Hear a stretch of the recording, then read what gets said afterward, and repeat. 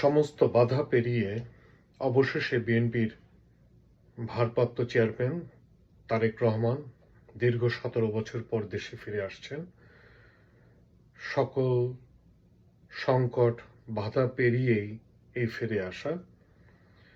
আমরা তার দেশে ফিরে আসাকে স্বাগত জানাই।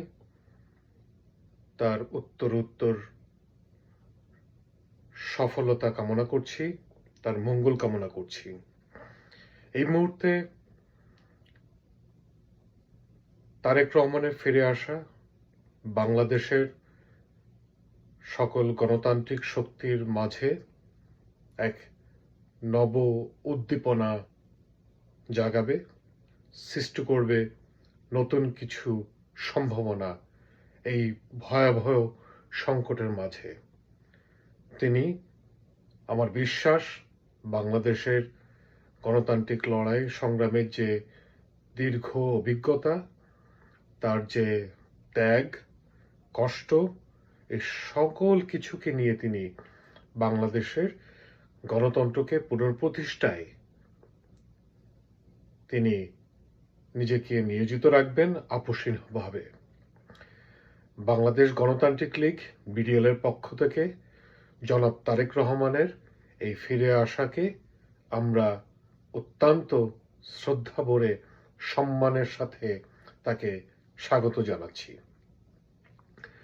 সেই সাথে কিছু বলতে চাই, সত্য অনেক সময় অপ্রিয় লাগে।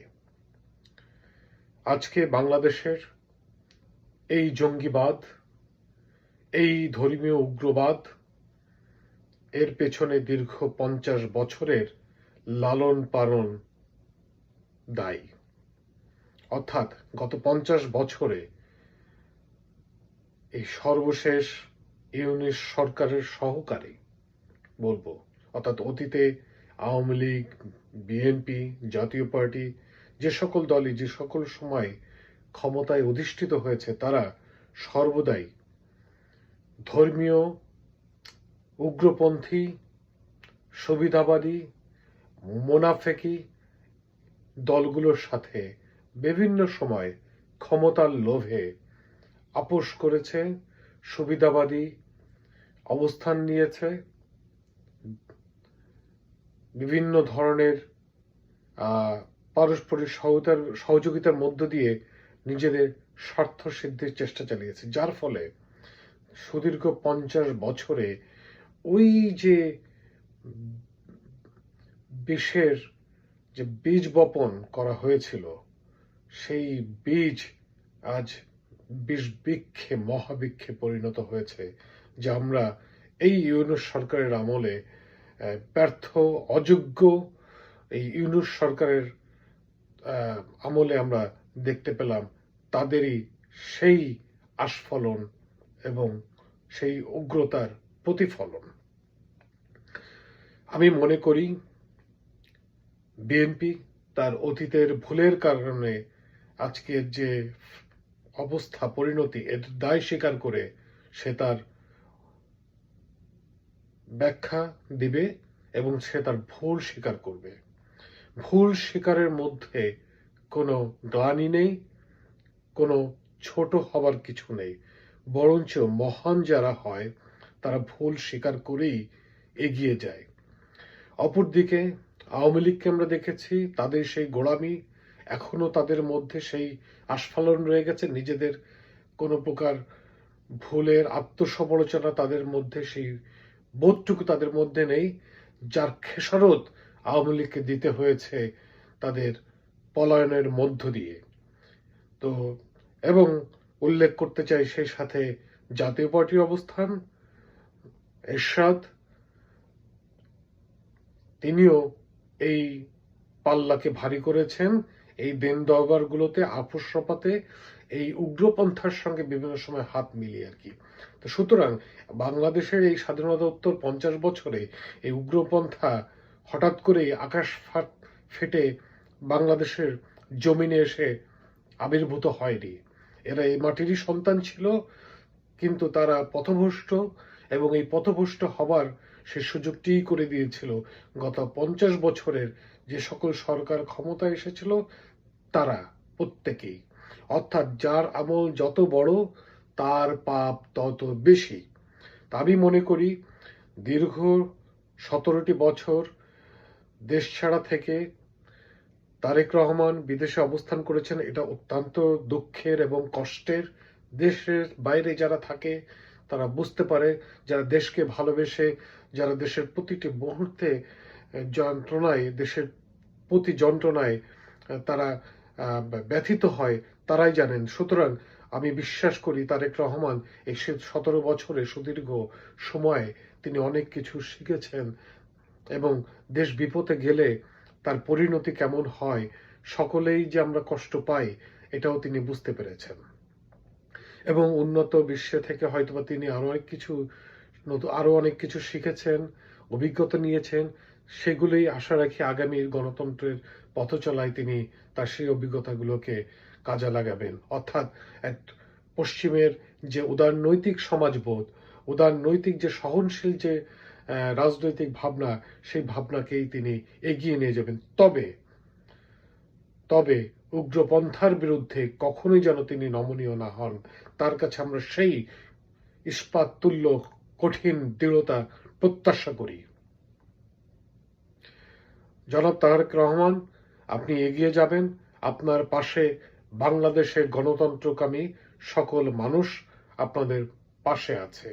আমরা একসাথে চলব, একসাথে বাংলাদেশের গণতান্ত্রিক সংগ্রামকে এগিয়ে নিয়ে যাব। আমি আবারও বলছি যে আজকের যে পট পরিবর্তন, এর পেছনে শুধু আওয়ামী লীগ সরকারই নয়, আপনাদেরও দায়ভার আছে। সকল ভুলকে স্বীকার করবেন খোলা মনে, এতে লজ্জার কিছু নেই। বরঞ্চ ভুল থেকেই যারা জ্ঞানী বা যারা সফল হয়েছেন তারা ভুল থেকেই শিক্ষা নিয়ে এগিয়ে গেছেন। আমি আমার ধারণার জায়গা থেকে আমি বললাম, আমার ভাবনা থেকেই।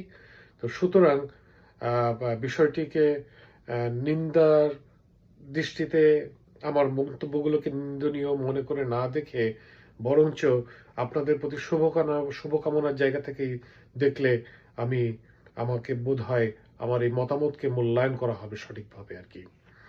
আপনার পথচলা সফল হোক, গণতান্ত্রিক সংগ্রাম বাংলাদেশে জারি থাকুক। সকল প্রকার অন্ধত্বের বিরুদ্ধে, ধর্মীয় অন্ধত্বের বিরুদ্ধে যে উগ্রতা আছে তার বিরুদ্ধে যে তৌহিদি জনতার নামে যে জামাত এনসিপির যে চক্রান্ত আমরা দেখতে পাচ্ছি, সেই সাথে মাহমুদুর রহমান গ্যাংয়ের তথা পিনাকি এবং এই যে বাকি যে সমস্ত আরো ছিটেফোঁটা কিছু আছে, ইবলিশ শয়তান, এদের বিরুদ্ধে বিএনপির সহ সকল সমমনা দলের সংগ্রাম জারি থাকুক। বাংলাদেশ এক ভয়াবহ বিপদের সম্মুখে, যেখানে মৃত্যু কিংবা মৃতের লাশকে নিয়ে অপরাজনীতি হয়, সন্ত্রাসবাদ হয়, ধর্মীয় উগ্রতা হয়, উন্মাদনা হয়, বাংলাদেশকে বহির্শক্তি, অপশক্তির সহযোগিতায় দেশকে অস্থিতিশীল করে তোলা হচ্ছে, যেখানে দেশকে একটা অস্ত্রের সামরিক মহড়ার জায়গা তৈরি করা হচ্ছে, অস্ত্র বাণিজ্যের কারখানা করা হচ্ছে। এর মধ্যে আমরা জানতে পেরেছি বা আমরা বুঝতে পারছি যে বর্তমানে তুরস্ক নামক একটি দেশের বিভিন্ন সহযোগিতায় এই বাংলাদেশের ধর্মীয় উন্মাদনা চলছে, এবং যার পেছনে জামাত এনসিপির যে উন্মাদনা বা এর পেছনে তাদেরই হাত রয়েছে বিশেষভাবে আমরা জানি বা আমরা শুনছি, তাতে সন্দেহটা দিনে দিনে বেড়েই চলেছে। সুতরাং আপনার নিরাপত্তা, আপনার দলের নিরাপত্তা এবং আসছে নির্বাচনের নিরাপত্তায় এই ব্যাপারে আমাদের সকলকে সহযোগিতা থাকতে হবে। ভুলে যাবেন না, বা আমরা সকলেই জানি এরদোয়ান একজন সুবিধাবাদী, উগ্রপন্থী ধর্মীয় নেতা। এরা ইসলামের শত্রু, এরা মুনাফিকদের পক্ষের লোক। বাংলাদেশে জামাত ইসলাম এবং তাদের যে নব্য জন্ম দেওয়া যে এনসিপি, এরা এরা সেই সেই মুনাফিকদেরই প্রসব করা প্রাণী। জামাত ইসলামকে আপনারা অতীতে লালন করেছিলেন, ধারণ করেছিলেন, আজকে তার খেসারত জাতিকে দিতে হচ্ছে। একই কাজ আওয়ামী লীগ করেছিল, তারও খেসারত আমরা দিচ্ছি। সুতরাং আপনি এই ব্যাপারে আপোষহীন থাকবেন। আমরা বিশ্বাস করি বাংলাদেশের উদার গণতান্ত্রিক লড়াই সংগ্রামে বিএনপি এখন তার নতুন পথ চলায় নতুন ভাবে এগিয়ে যাবে। এই জামাত ইসলামকে আপনারা চিনতে অনেক দেরি করে ফেলেছেন, যার খেসারত এখন দিতে হচ্ছে। অনেক বেশি ক্ষতি হয়ে গেছে এর মধ্যে। এই জামাত ইসলাম শুধু মুনাফিকের দল নয়, এরা একটা অতি জঘন্য প্রাণীদের সংগঠন। শয়তানকে বিশ্বাস করা যায় হয়তোবা, কিন্তু এই জামাতকে বিশ্বাস করা যায় না। জামাত সংশ্লিষ্ট যারা, তাদেরকেও সেই একই রকম ঘৃণা, তাদের প্রতি, সকলের প্রতি একই রকমের অবিশ্বাস। ওরা মানুষ নয়, ওরা ইসলামের শত্রু, ওরা যে কোনো সকল ধর্মের শত্রু, ওরা মানবতার শত্রু, ওরা বাংলাদেশের শত্রু, ওরা বাংলাদেশের স্বাধীনতার, সার্বভৌমত্বের, মুক্তিযুদ্ধের সকল কিছুর শত্রুরা। ওরা বাংলাদেশকে একটা ধর্মীয় উন্মাদনার জঙ্গি স্থান বানাতে চায়। এই ব্যাপারে বিএনপি সহ সকল গণতন্ত্র মনার সংগঠন একসাথে লড়াই জারি রাখতে হবে এই ঐক্যবদ্ধ অপশক্তির বিরুদ্ধে। তাদের আস্ফালন দমাতেই হবে, বন্ধ করতে হবে।